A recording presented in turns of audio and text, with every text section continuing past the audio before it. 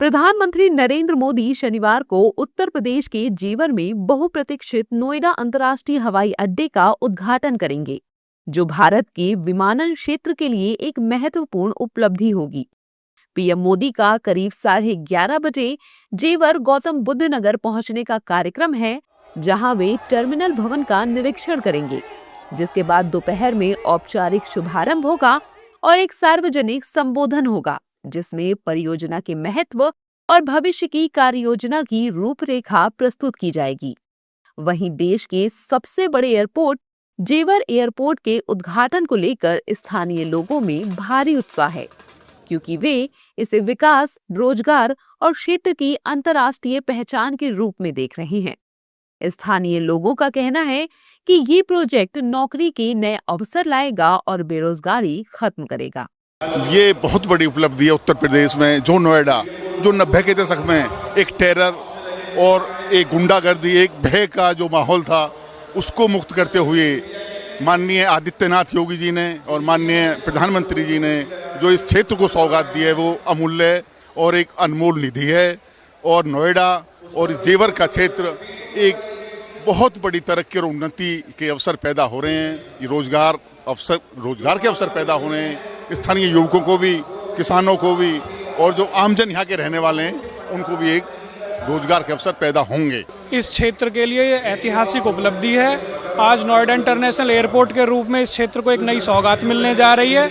इस क्षेत्र के लोगों के लिए, आसपास के लोगों के लिए, आसपास के पश्चिम के लगभग सभी जिलों के लिए ये ऐतिहासिक पल है। इससे रोजगार, पर्यटन, औद्योगिक क्षेत्र में एक नई क्रांति होगी। क्षेत्र के लोगों का विकास के लिए महत्वपूर्ण एक परियोजना है, जो आज लोगों को मिलने जा रही है। इतना फायदा होगा, आने वाली पीढ़ी जो है ना, कई पीढ़ी तक इसमें गुजारा करेंगी। और मैं पूर्व सैनिक बरन सिंह मेरा नाम है, गांव तिरथली से हूँ।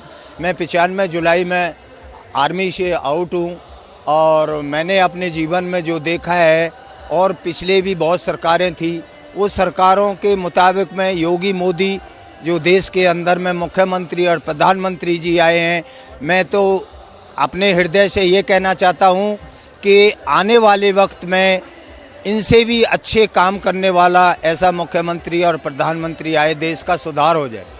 निश्चित तौर पर ये एयरपोर्ट के आसपास के जितने भी ज़िले हैं, मेरा जनपद बुलंदशहर है, तो निश्चित तौर पर जनपद बुलंदशहर में आज जिस तरीके से जेवर एयरपोर्ट के माध्यम से विकास दिखाई दे रहा है, वो चाहे विकास होटल इंडस्ट्री का हो, चाहे वो विकास गोडाउन को लेकर हो, चाहे बहुत सारे रोजगार को लेकर हो, निश्चित तौर पर लोगों में उत्साह है, लोगों में, युवाओं में उत्साह है।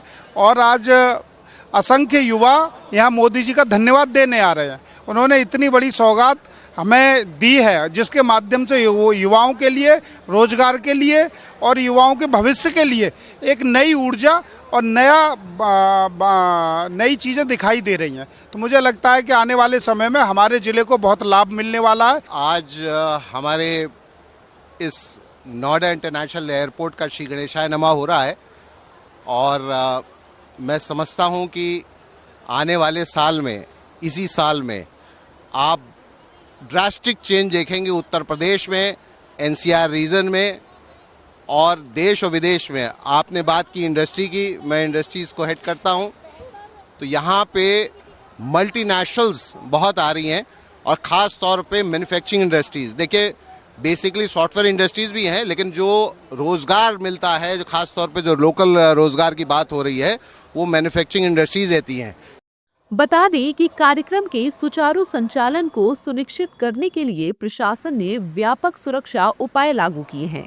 पूरे क्षेत्र को कई सुरक्षा क्षेत्रों में विभाजित किया गया है और प्रमुख स्थानों पर पुलिस और अर्धसैनिक बलों की भारी तैनाती की गई है। किसी भी अप्रिय घटना को रोकने के लिए कार्यक्रम स्थल और आसपास के क्षेत्रों में निगरानी बढ़ा दी गई है।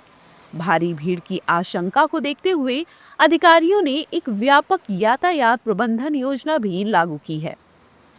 शनिवार सुबह 7 बजे से लगभग 16 घंटे तक यमुना एक्सप्रेसवे और नोएडा एक्सप्रेसवे पर मालवाहक वाहनों की आवाजाही प्रतिबंधित रहेगी। वीआईपी की सुगम आवाजाही सुनिश्चित करने और आम जनता को होने वाली असुविधा को कम करने के लिए भारी वाहनों को वैकल्पिक मार्गों पर डाइवर्ट किया